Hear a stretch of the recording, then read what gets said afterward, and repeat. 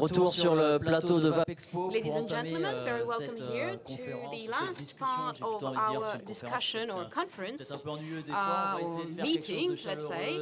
So let's try to have a friendly meeting and dealing with something which is really very pleasant. It is culture, so culture linked to e-cigarette, and we have different forms, we have different profiles. Can you hear me? Can you hear me?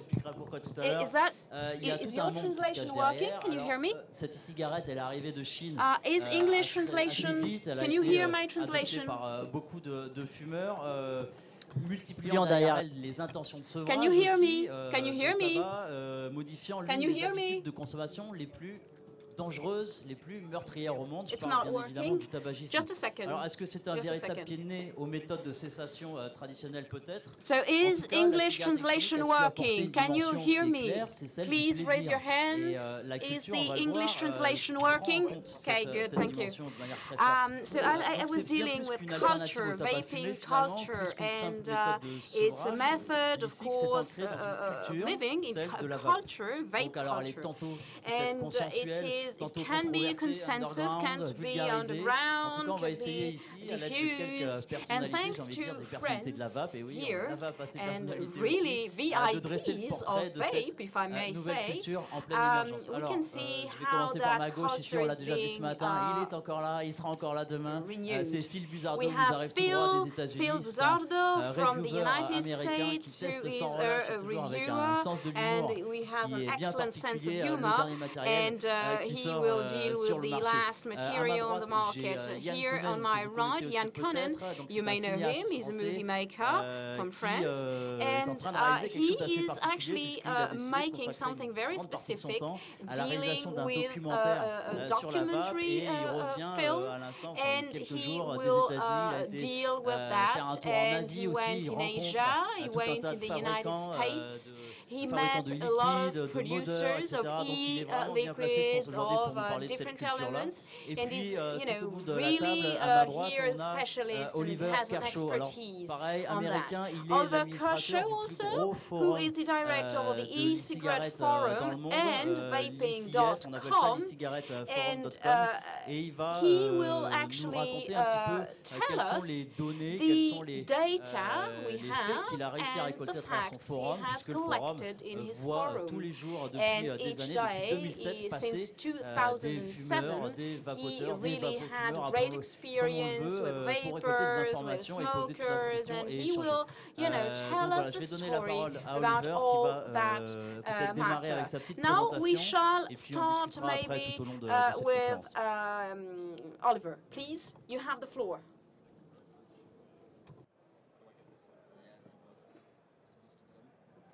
Do you know how this goes full screen? Thank you very much. That was a lovely introduction.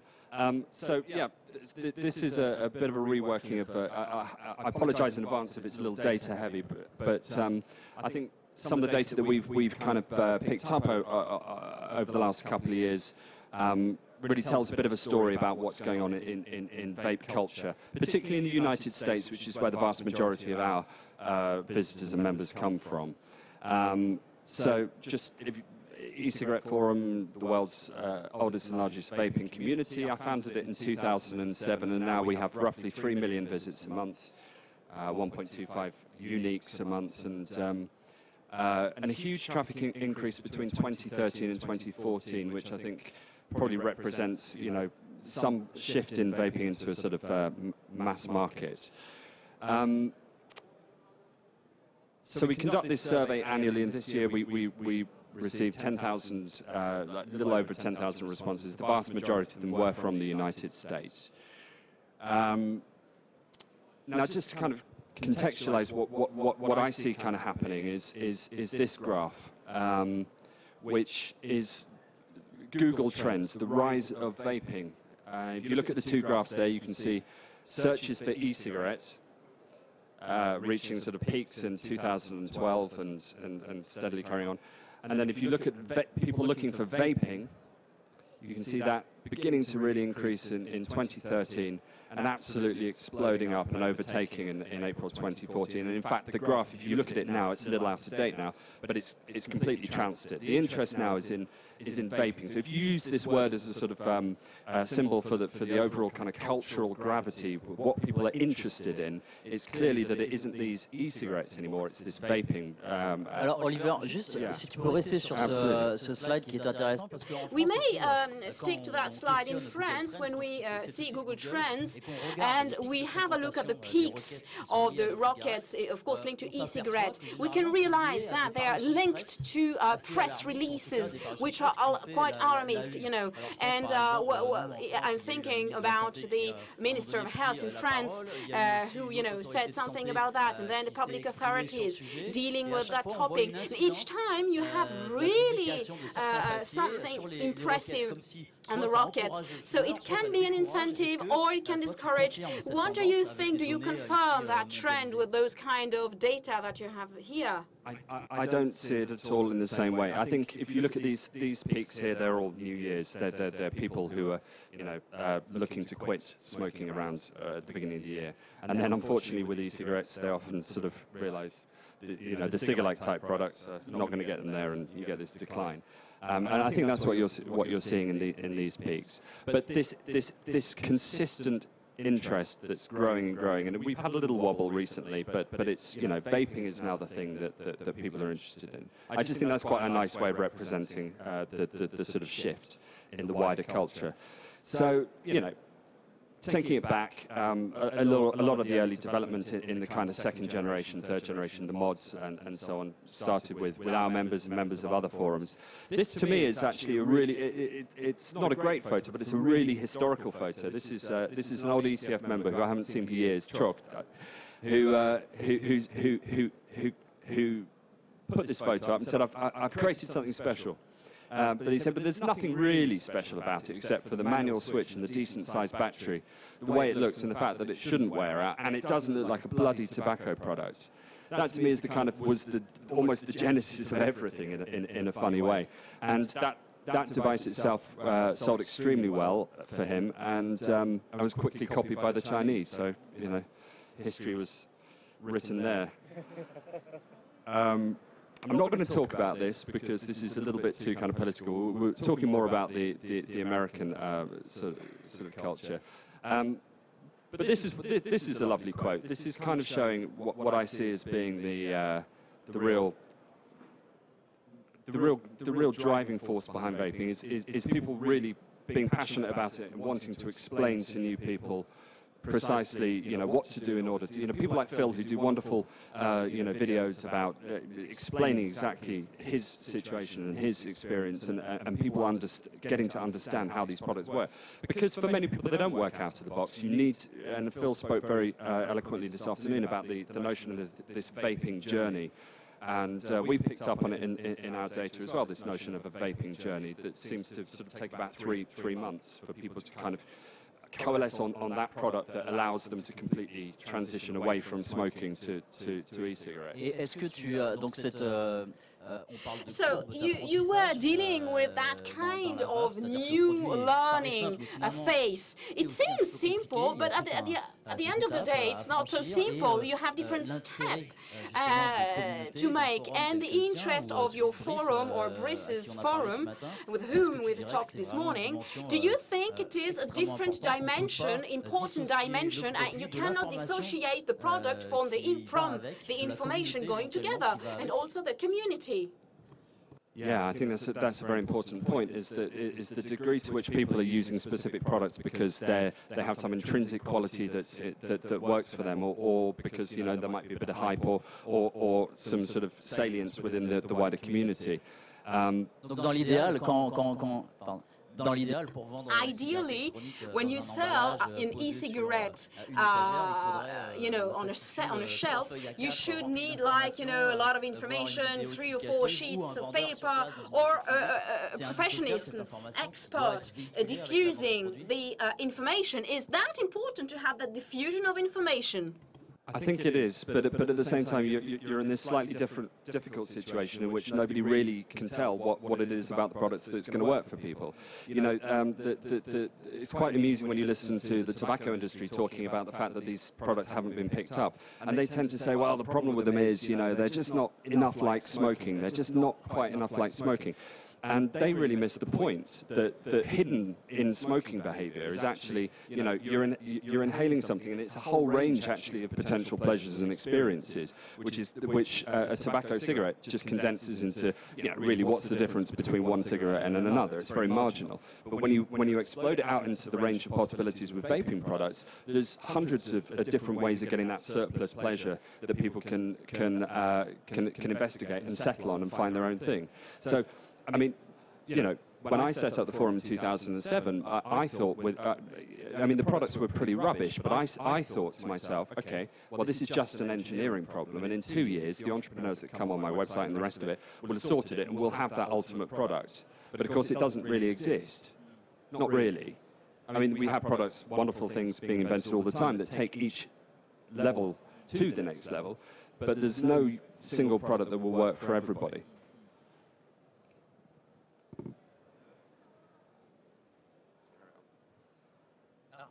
Vaping celebrities. I mean, look, absolutely. You know when a culture has arrived, when it has identifiable celebrities, and when they walk around getting mobbed at conventions. So you know, we got Phil, and then we got Nick as well, and this guy, and you know, where is the kind of central location of the venue of this culture? Well, it used to be specifically online, so on websites like mine. But of course, what we've had over the last, really, I would say over the last 18 months is the rise of the vape store. Does that sound right to you? You know, that's kind of the dominant. Very much so. The dominant kind of propellant of the culture. So everybody's coming up with different figures, but this is the most credible set of figures I'm in receipt of, which is, you know, 14,000 in the US, 2,500 to 5,000 in France, 800 in the UK, but I don't know, that might have gone up, Catherine? Yeah. Okay, but in particular was this enormous growth. So the beginning of 2013, there were 5,000 vape stores in the US, and that went to 14,000 in just over a year. Phenomenal growth, you know, and many of them are founded by vapers, some of them not, but each of them does serve as this sort of hub for local vapor culture. Est-ce que tu dirais que l'Internet a Do you think the Internet was the starting point of that vape culture? And is that enough now to accept and welcome that increasing number of vapors in the world? Do you think that beyond the opportunity at a commercial point of view, is that also a location, a venue of exchanges and the need of people to talk, to have a face-to-face relation, and the Internet is not enough. It goes beyond. We have a physical dimension here, isn't it? Absolutely. I mean, I think the Internet was absolutely critical in its starting. I think it's funny that somebody said to me a little while ago, look, these aren't really high-tech products, it's just a battery and a coil. And I said, well, yeah, there's some truth in that, but they couldn't have existed 15 years ago because the batteries didn't have enough energy density. That's pretty high-tech. You know, that's you know, just the iteration of battery technology. And also, you know, it needed an online culture for it to start. It needed these people getting interested and sparking this kind of interest. And, you know, many people outside who were looking in, particularly from tobacco control, were very, very snippy. They were saying, you know, this is ludicrous. This won't ever amount to much, but of course it's transmitted beyond the Internet into the wider world, the face-to-face, the vape stores, and the rest of it. And long may it continue.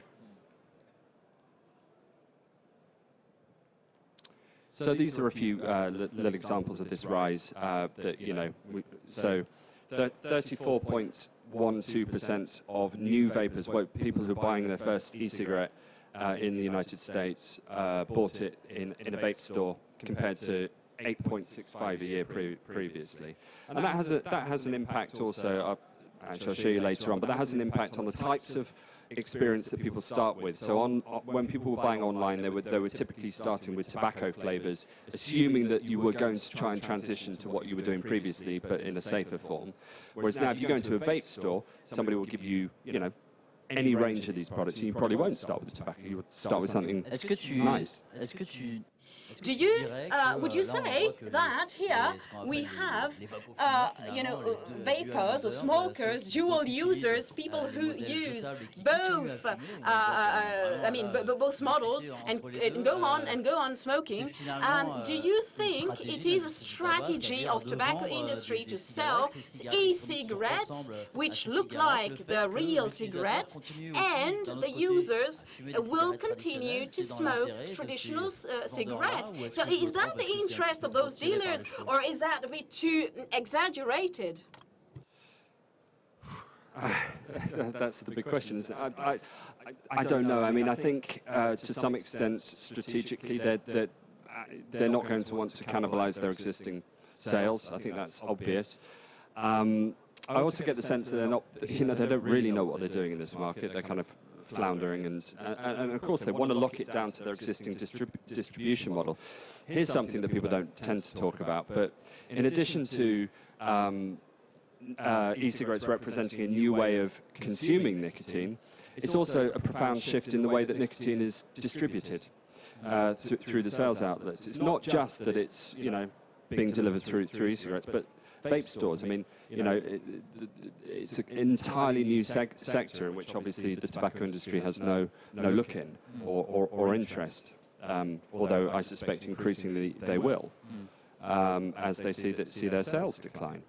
So in reality, I think the disposable and the rechargeable, the reason that they're being pushed hard by the tobacco industry is because the tobacco industry believes that eventually, they think in very long time scales, they think eventually they're just going to own all of this anyway because they're so big and dominant. And also, it's the same size as a packet of cigarettes. Easy. Bosh. Whereas all of this stuff that we've got, is massive inventory. You can't put that on the shelves of a convenience store. It doesn't work. So... Alors ça ne marche pas. It doesn't work so well to piece down a very great smoker, but people feel very attractive. The eye part is very important, and smokers see all these e-cigarettes, and no need to press a button. You have auto flow batteries. It has the same weight. It's very, very attractive, and people will have a look at that first kind of dispositive. But these kind of items have a limited efficiency, and when we need to go beyond the addiction, try to transform it in a new behavior, we'll need to have more information or be well informed by dealers, or come to VAPEXPO.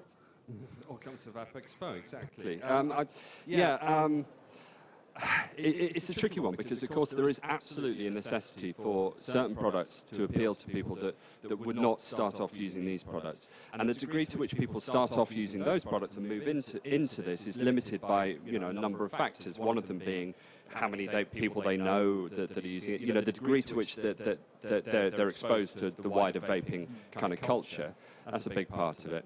Sorry, Phil. It's almost a comfort level. Okay, because when I started vaping, I wanted something that looked like a cigarette. I certainly would never have used this as my first device, right? Also, what was the e-liquid that I wanted to use? I wanted something that tasted just like a Marlboro Light, right? And then all of a sudden I discovered, oh my God, there's watermelon. I can vape watermelon. So there's definitely this progression that vapors will take. Small and something they're comfortable with and something they're used to, and then they start to discover everything else that's out there. On est d'accord que tout seul, in fact, alone, the vapor who finds, on the floor an e-cigarette will not go so far. It means that in his struggle, in his fight against addiction, well, he needs to be, inside a group, or anyway of a stream of, vape, in order to understand, to learn the good material, to test it, and to understand how it works. Right, absolutely, and that's why, like all of our friends who vape now, I mean, they're comfortable vaping because they have a support group. In us, we help them vape.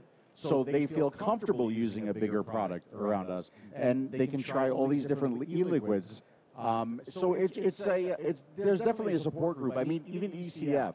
Like when first of all, thank you for starting ECF, because you can applaud that if you want. Because believe it or not, there was a time when I didn't know anything about vaping. We all start someplace, right? So I can remember going on ECF and typing this word for word. I just got e-liquid in my mouth. Am I going to die?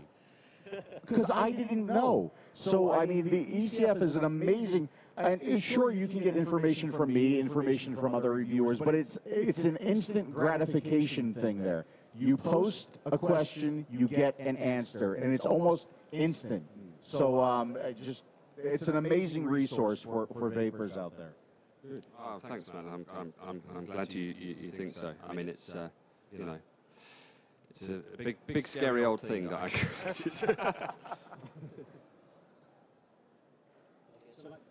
Okay, I'll do a bit more. You know, so obviously some of the cultural things around, you know, the vapors have their own language, and you know, if you were to define sort of subculture, you probably start with the language, wouldn't you? The new vernaculars that emerge, and we have a huge and expanding list of words, which seem to translate pretty well. They seem to cross borders. Everybody seems to have the same language.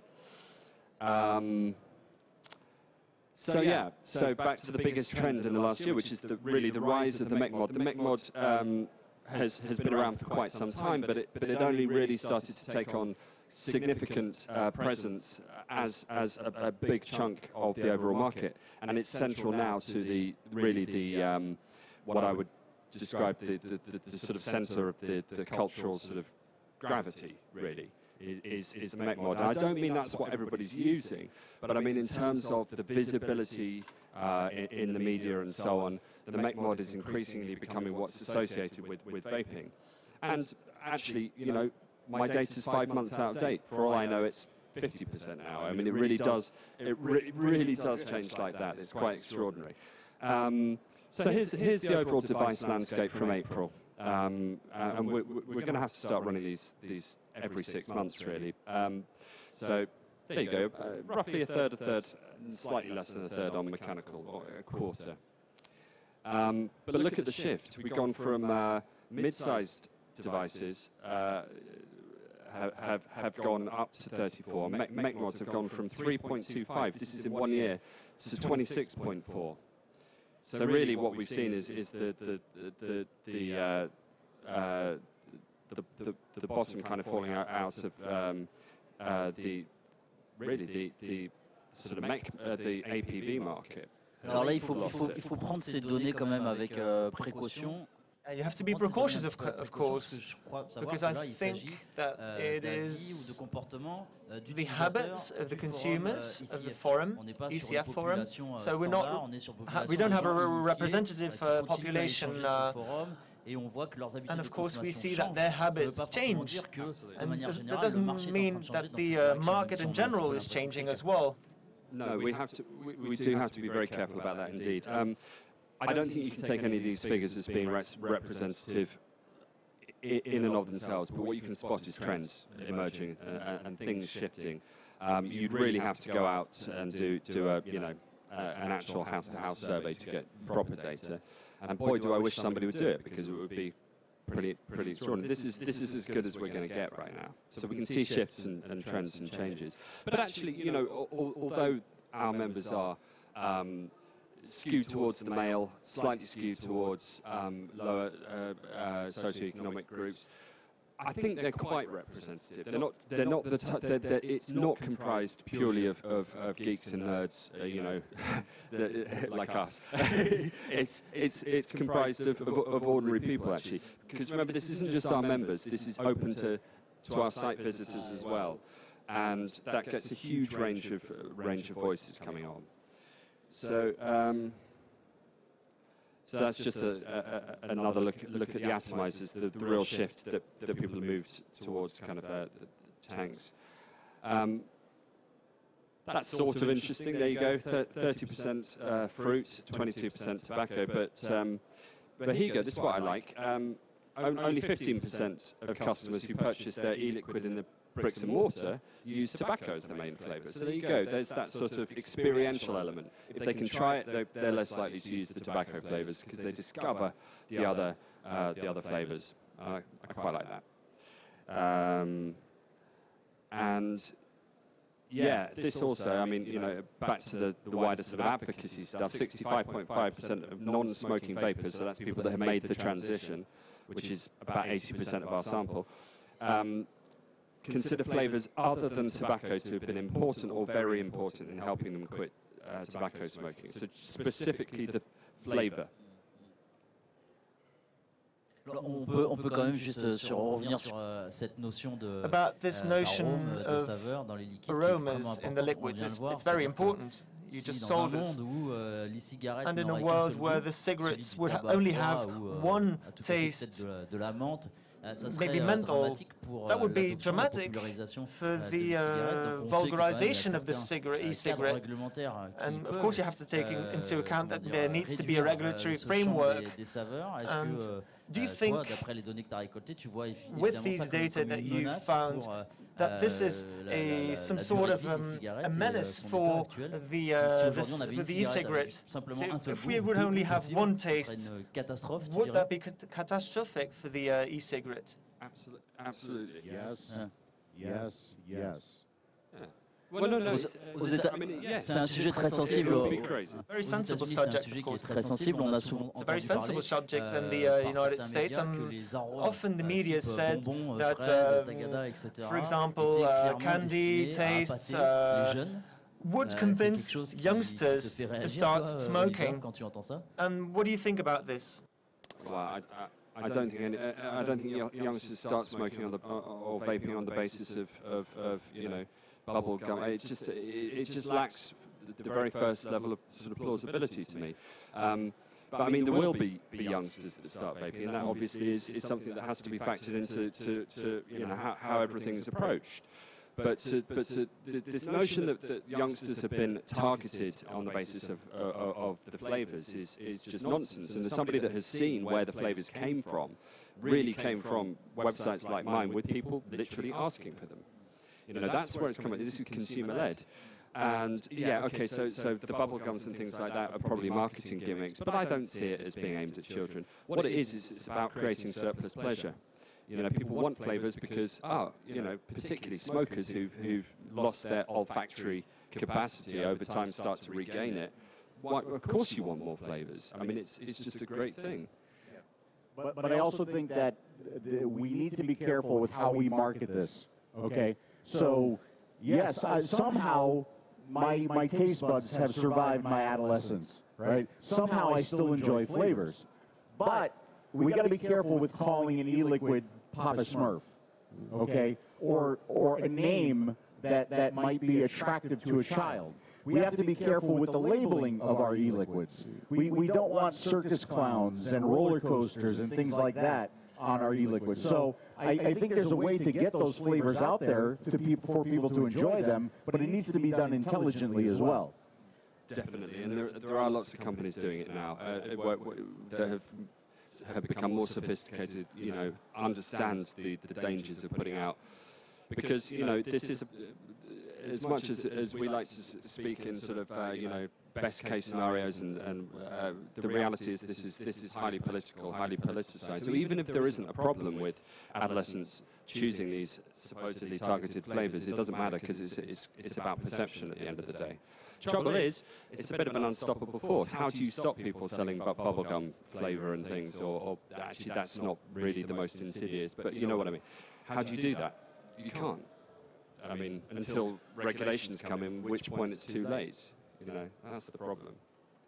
Self-regulation helps there. Self-regulation definitely helps.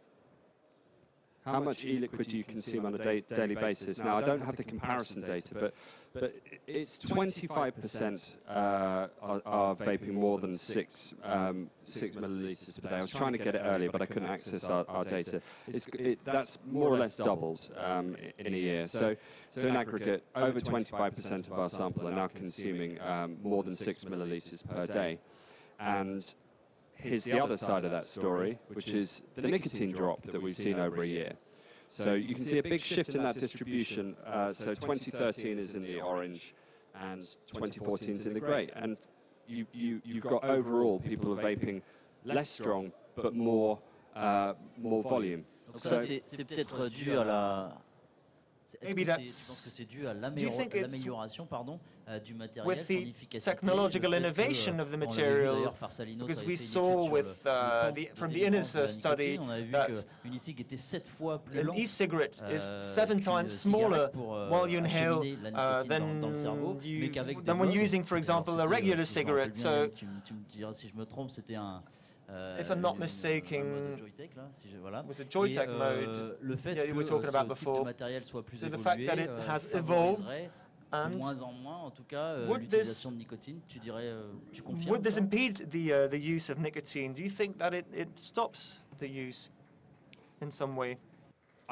I'm not qualified to say, but my feeling is, and I think Jacques here somewhere, but that smokers tend to self-titrate. So whether they're using a high-strength nicotine or a low-strength nicotine, they get themselves up to their level.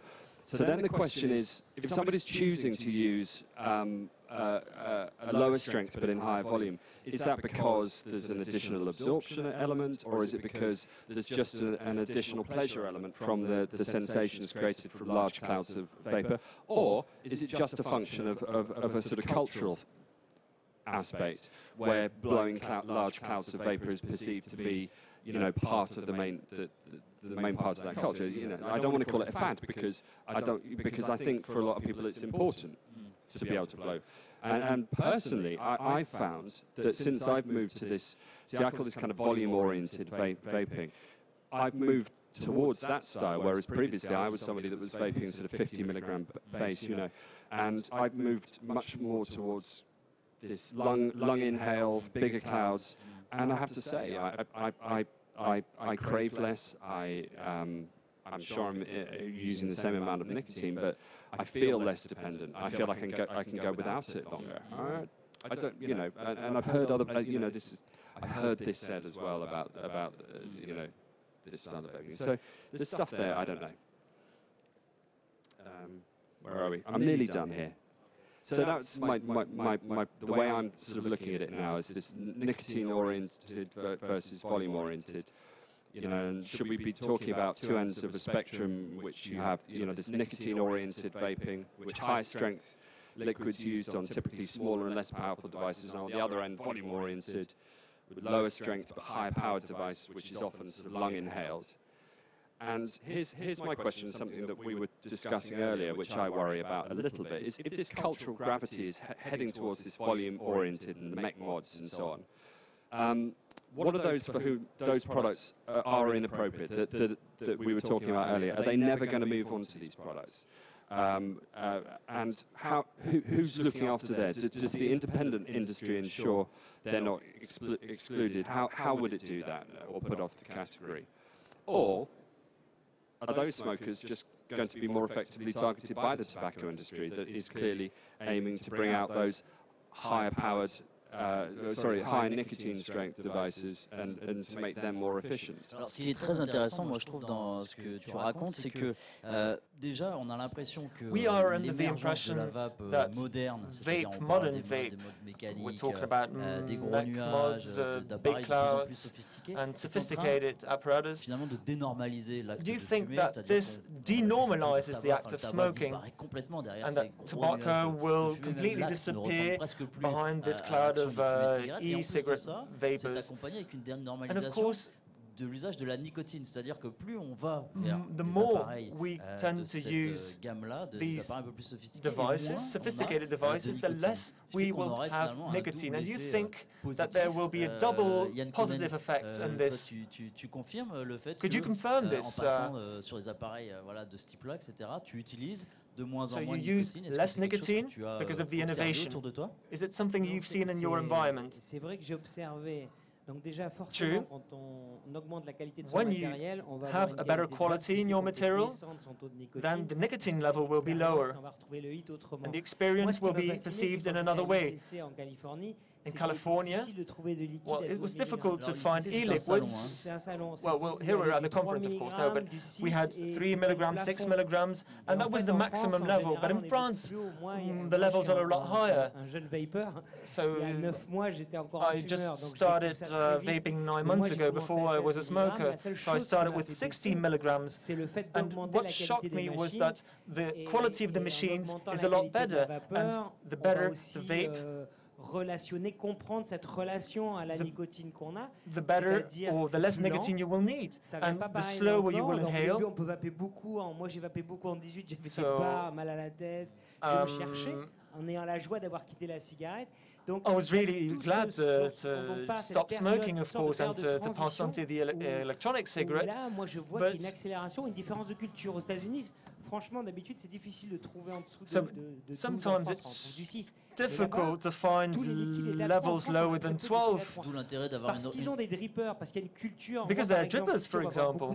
Here you can see a lot of people that vape with small reconstructables. But in other countries, you can only see drippers. So there's a different culture in every country. Plus on monte dans la qualité de la vape, plus on baisse le the better the quality, the lower the level of nicotine, and the lower the addiction level as well. And I found that, for example, today, when I was a smoker, I took the airplane, and when I got off the airplane, I had to smoke a cigarette. And I came back from a trip, I just got into the taxi, I saw my family, and then all of a sudden I said, okay, I forgot to smoke, I'm just going to vape now. I don't know how to explain this difference in addiction, but it's something that really grasps you, and you feel less need to smoke than before. So that it's really important to have a very flexible regulatory framework as well, because it all comes from the diversity of the product. The more you have choice, the more you have tastes, the more you have different possibilities, and the better the quality also can be of the material. And as you said this morning, when you are not willing to take the cigarette in hand because the material looks differently, then you're heading for the good direction. Sorry, I was waiting for the translation. But yeah, you're absolutely right. See, what I've noticed is something a little bit different, okay? I'm still at a 12 milligram, but there's something that I really want from the industry. If you guys can make this happen, please make it happen. Because one thing that I desire from my electronic cigarette is throat hit. I am a mouth-to-lung vapor, okay? And it's that throat hit that I'm really, really after. That satisfies me. I enjoy that because it's what I got from a cigarette. What I am dying to try is a zero nicotine e-liquid that produces the same exact throat hit that I get from my 12 milligram. Because what I want to know is what am I addicted to really? Am I addicted to the sensation that I'm getting, or is it truly the nicotine? And the only way I'm going to find that out is if I can get a zero nic that has the same sensation. So would somebody please make that happen, please? On va voir ça peut-être dans la conférence innovation à laquelle vous allez participer. It will be a good thing to talk about later on the other conference, so the technical dimension. Moi j'ai l'impression pour recentrer un petit peu cette conférence-là sur la culture que go into detail on the culture. It's difficult to define culture, but within the vape culture, you have the star, you have the stars, the VIPs. Within the groups, you have groups themselves. We talked about the fora before. There's fairs like this one in the United States, everywhere. But there's also a way of dressing. There's terminology. And they have drippers, the vapors. To just enter into detail as far as the subculture is concerned. So we have scientists as well that took the floor, that presented studies, and that really joined the group. Oliver, what do you think about this terminology? What do you think about all of these things that are added to the culture? Does that bring something extra to the culture or not? So terminology is an interesting thing because, of course, it's sort of needed for the culture to develop and pioneer and to separate itself out. The worry with terminology is that it becomes exclusive, that it actually causes people who aren't aware of the vernacular to feel like they're not included. And also jargon just puts many people off as well. So. But then again, absent of that product that we spoke about earlier, that style of vaping that is just sort of universal, you're always going to have this sort of terminology. I mean, I think there are some interesting sort of wider things to say about smokers as well, and the way that smokers have been stigmatized previously, and the sense that that vaping is a liberation not just from almost 50% certain death. But also towards the lack of stigmatization. It's not surprising that they formed these big and not single. I mean, like Jan and Phil both said, multiple groupings of people that are actually very tightly networked and communicate with. It's not surprising, but people seem surprised. Alors, j'aimerais bien qu'on s'arrête un petit peu sur une comparaison. Moi, ça m'amuse beaucoup de comparer la France aux États-Unis. Les États-Unis ont beaucoup d'influence ici en France. On aime beaucoup, on parle beaucoup de liquide américain, on parle souvent des derniers modes à la mode. On parle des reviews de films BUSARDO. Est-ce que tu as vu la dernière, etc. Donc, Yann, toi qui reviens justement d'un sorte de mini-tour du monde de la vape, après tu nous en diras plus. Je sais que tu as été en Asie, aux États-Unis, tu reviens de l'ICC, ce fameux salon. Phil ici est bien aussi placé pour le savoir. J'aimerais bien que tu nous racontes un petit peu comment tu vois la vape d'un point de vue français, mais à l'étranger, quand tu t'es déporté là-bas et que tu as vu ça, d'un point de vue peut-être ethnocentrique, si j'ai envie de dire, quels sont les sentiments que tu as eus en voyant la vape là-bas? Alors, il y a plusieurs choses. Actually, different things. First of all, as a French person, French people are appreciated in California. Not myself as myself, but producers of liquids and. Do not worry about offending me. Okay, you just let it go. Go ahead. Non, mais j'ai trouvé que par exemple, moi j'avais un Inax. I had Inax, for example, and Vincent was there, and I discovered that when it was sold, discussing with the sellers and the people of the boutique, and I asked and I said, what happened when Inax was sold? Well, people were here queuing and lining at 6 a.m. Imagine that. And the store, the boutique was opening at 11, but people were there queuing at 6 a.m. So, they're very demanding. And that's the point. And that's the relationship, if I may say. Now, as far as I've discovered, we can see a progress. There is no doubt on that. There is a relationship really typically American with the hot culture. And it's very peaceful. And, we can have, very good discussions, and in the ICC people, it was different. We had plays, we had people, playing with bottles, a bit extreme for myself, if I may say. And at the same time, there was a show-off, which was very interesting, and as a movie maker, I did appreciate that a lot. And the culture was really American, so really beautiful and pleasant. So if we make it in Garmisch-Partenkirchen, for example, well, on a bike, well, it can be different. It is, I think that the America looks like really our image, the image that we have in France, and a bit like in the movie and in the cinema. We have huge studios and we have independent people. And in France, we do not have, you know, a middle range. We have, you know, small movies, but in the States, you have the huge companies of vape, liquids or Space Jam stands that, you know, they were really all over the fair and with booth. And on the other hand, we had a specific attention with very, very small stands with liquids, with people, and it was, how shall I explain that? Really, really funny. It was funny. Really, it was terrific. And things that were new, brandly new, go-go dancers, vapes. It was like something living, something, you know, it was really interesting. We could see life. And that's very important. We saw that culture. It was living, a living culture. We had everything. The culture is so huge. You have diversity. You have a rich experience. And diversity means really that aspect. You have vapors, but you have, you know, people which are different, maybe alternative. You have niche. In the niche, if I may. And it's like tobacco. Tobacco, at the end of the day, everyone smokes, from the peasant to the CEO. And you have the possibility in the culture of vaping to touch and to have really an influence in the whole society. You know, it could be mechanical, could be intellectual, could be musical. And I found that in the States, really we have that enormous expression of life. Phil, coming here in France, what is your opinion?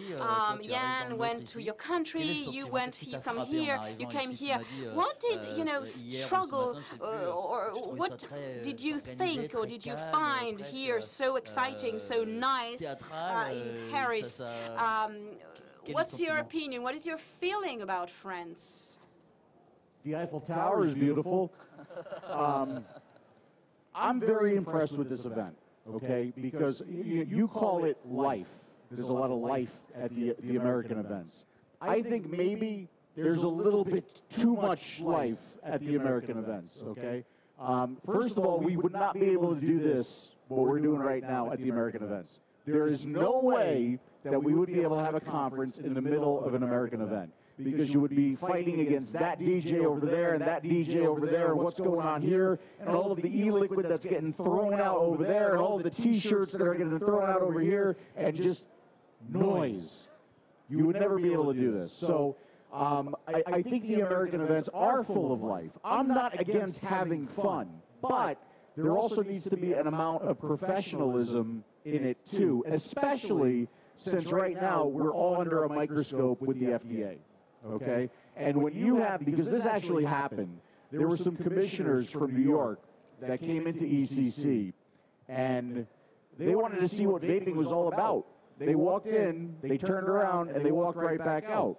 And there were some e-liquid vendors that ran after them, and they said, "Where are you guys going? What happened? What happened?" They said, "We want nothing to do with what's going on in there." That is not good. That is not good for the industry. And I've said this a couple of times online, where I feel like the industry, because we have enough of things to fight with the FDA and the regulations and everything else, but I'm getting to a point where I feel like the industry is becoming the industry's worst enemy.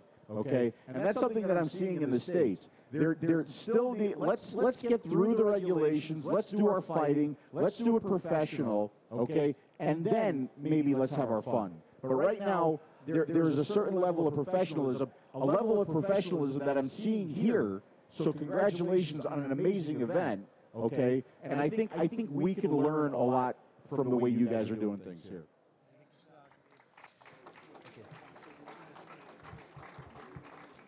Okay, I have a question or something to add. It was quite fascinating in the States. I had that noise. You were dealing with the noise, and there was really a good show on the conference, and you know, really about vape. We had a lot of people struggling for that culture, but 100 people in the audience and 10,000 people in a huge room.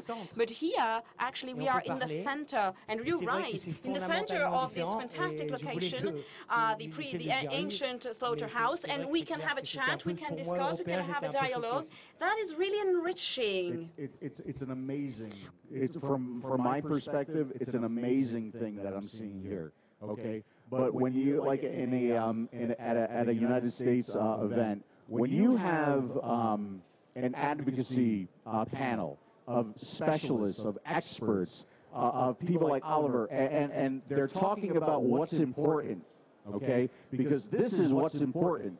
And you have this advocacy panel, and there are maybe 100 people listening to that panel, maybe 200 people, but there's a company that's throwing out free e-liquid, and there's about 2,000 people over there, and 100 people over here. There's a problem. There's a very big problem there. De votre point de vue, qu'est-ce qui manque justement?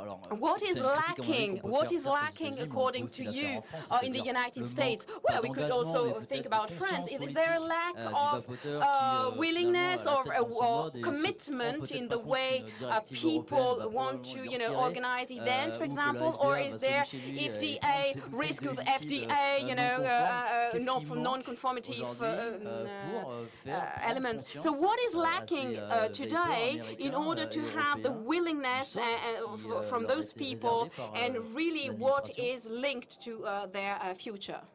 Well, I think Oliver said it. I mean, how do you stop it at this point? I mean, it's kind of a train that's moving forward, and you don't really want to get in front of a train to try to stop it because you're going to get run over, right?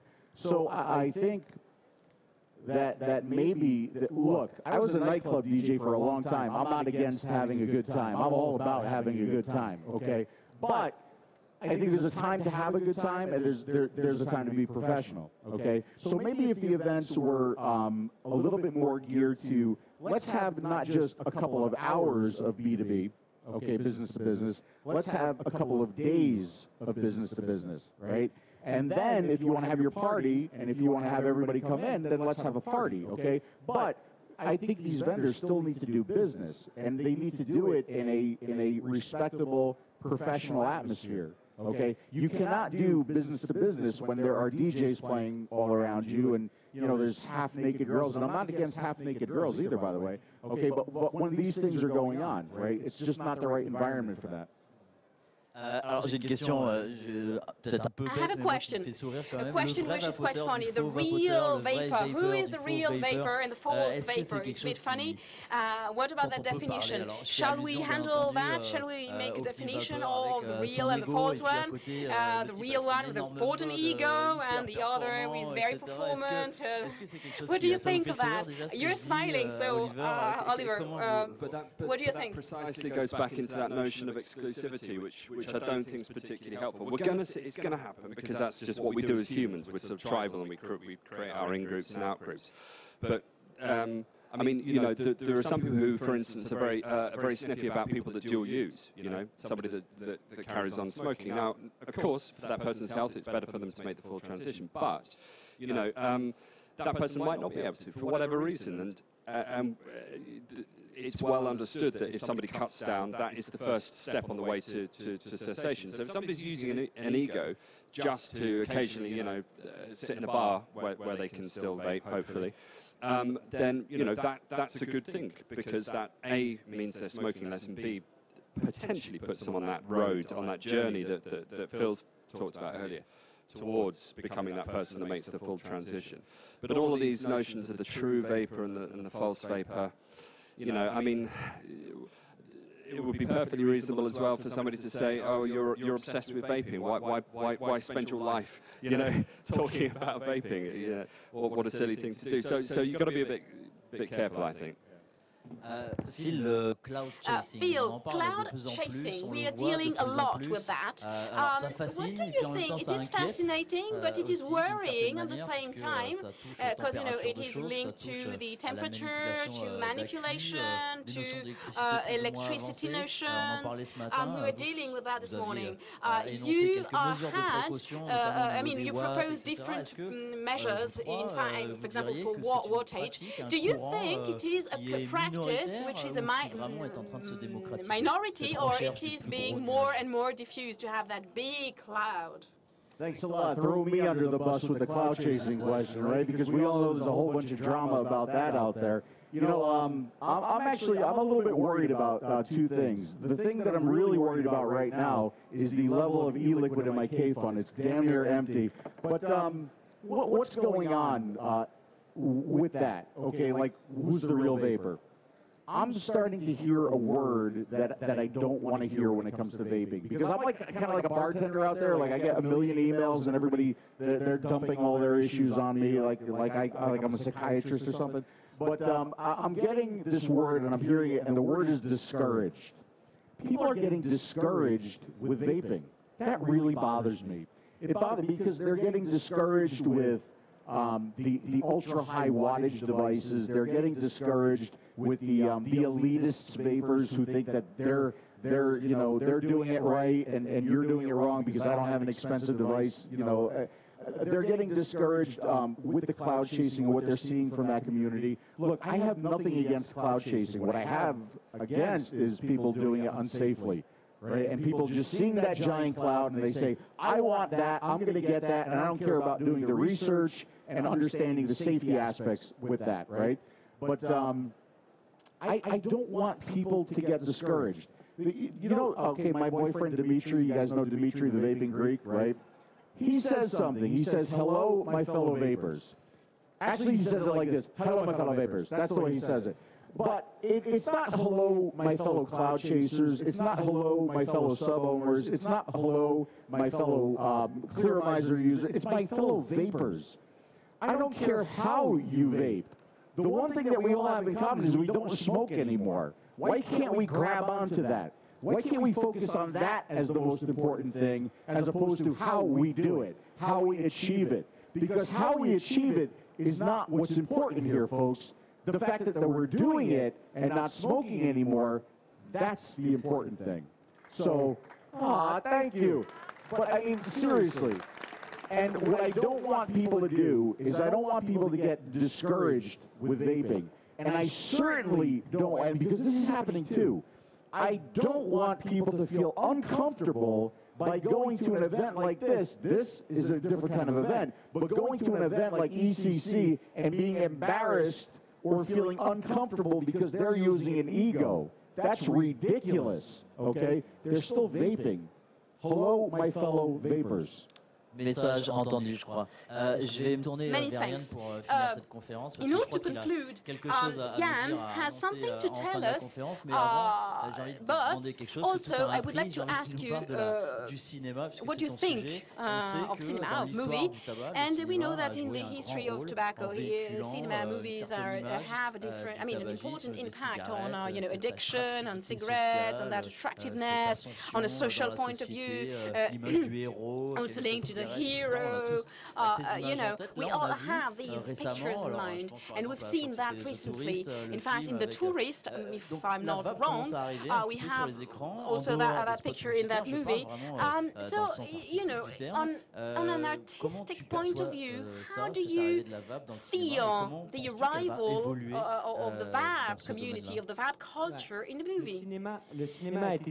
I think it is really a window linked to behavior, linked to the models, and we like Sergio Leone's films, and we are not becoming pistoleros. But anyway, we may smoke as Clint Eastwood, for example. But having said that, I'm making a movie on that topic. I was really, really interested in, that question. I was wondering why in science fiction movies, why do we have tobacco while androids are created and cars fly? Blade Runner, you remember that movie? We have a wonderful, enormous, huge city. You have replicants, so-called, and it is a technical level which is just incredible. And you in the film, in fact, in the movie, it's very important, and you have machines that fly, and you always see,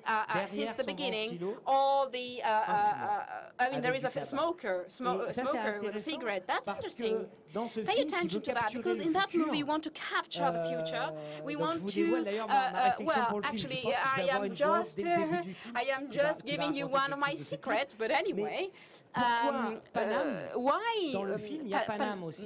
Panam in the film? It is an emblem from the future.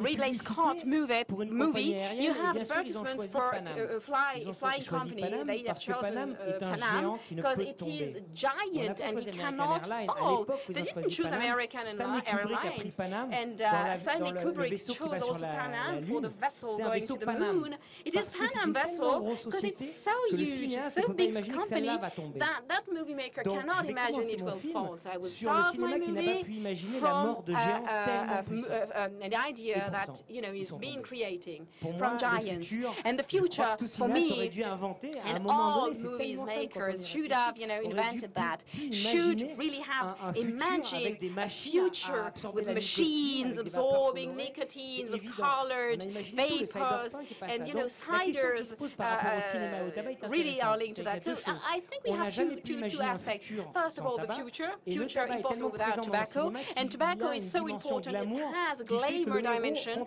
and the hero is always associated with tobacco. And beyond that, all industries put a lot of money in Hollywood. So maybe it's not the point of why Ridley Scott has imagined something without tobacco, but at a certain point is how did he have money from the industries in order to see the future and see the possibility to imagine the future with tobacco and smoking cigarettes. So I think really that is absolutely fascinating, and I make documentaries and different fictions, and I am passionate with that. So what will be the future? If I am not making a historical movie, well, I will choose my characters, and they will vape. That's it. Beautiful machines, vaping. That's it. And I do believe that is very important. So, are they the good ones or the bad ones? Are they the heroes or not? And in Hollywood, because I was in California and I went to Hollywood as well, and I saw indeed that tobacco industry companies are going to invest in movies. So the industry is not that strong enough in order to give money to show somebody in the movie who's vaping, but just imagine if that would happen. You're a producer and you say, okay, we're going to give you $400,000 just to put somebody on the screen with a vapor. So the same thing happened with the regular tobacco so many years ago. That's a very interesting question, because there's a paradox in your project. Basically, you asked funding, private funding coming from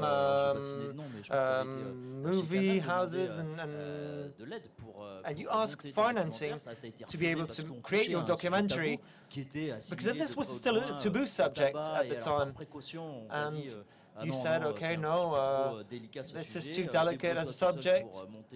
And you asked participative budgets, extra budget. It should be very frustrating not to be able to talk about a certain subject in your movie, because there's, of course, the trauma of tobacco in the movies, and it's more complex than this, because today in the finance system of movies, and I wanted to make a movie, I'm a movie maker, and I'm a vapor, I wanted to introduce this in the movies. So it's my job to do this de faire ce film. In this point of history, because there's no movies on this yet. So for me, it's going to be really easy because I know the people within this world. I will create a documentary with some cultural levels in it, and so, and of course, I will hope that I can put it on the screen as quickly as possible. But it's a subject I'm really interested in, so it's easy for me to make this kind of documentary. And the people tell me, okay, tobacco and movies do not go together hand in hand very well. So. And then television, that's not possible, so I have to take cinema. I have to go through another door. Okay, that's why I said I'm going to take contact with people from cinema, from the movie world. On commence à en voir de cette publicité, au moins en termes d'image pour les fabricants de liquide notamment. Est-ce que c'est pas frustrant maintenant de voir que la même chaîne chez qui tu étais allé finalement est en train aujourd'hui de company who you went to, that they're passing by somebody else? No, because it's a Far West for example, where the sheriffs just arrive and I'm shooting this movie, and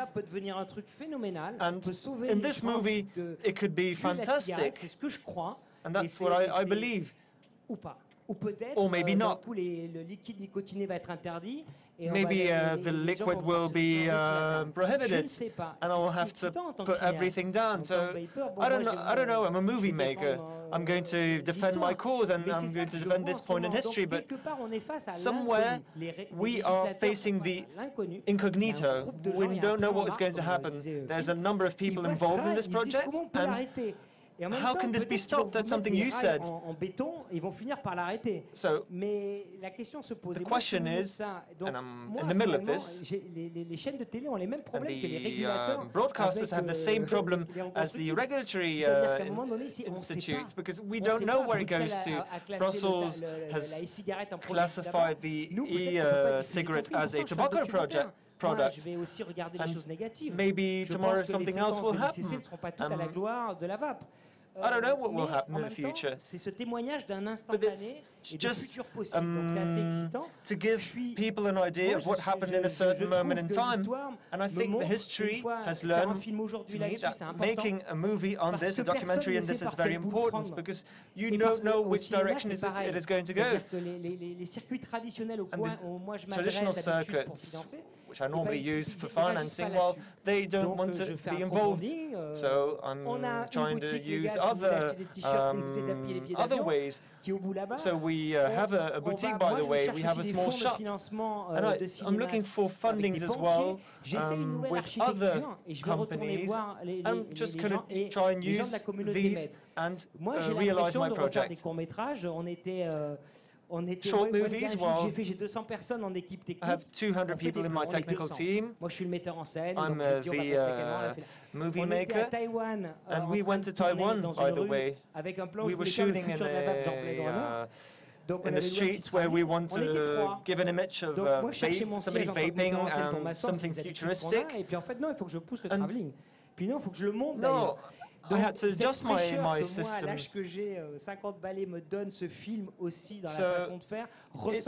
It all depends on the way you shoot. And nobody knows what is going to happen in the future.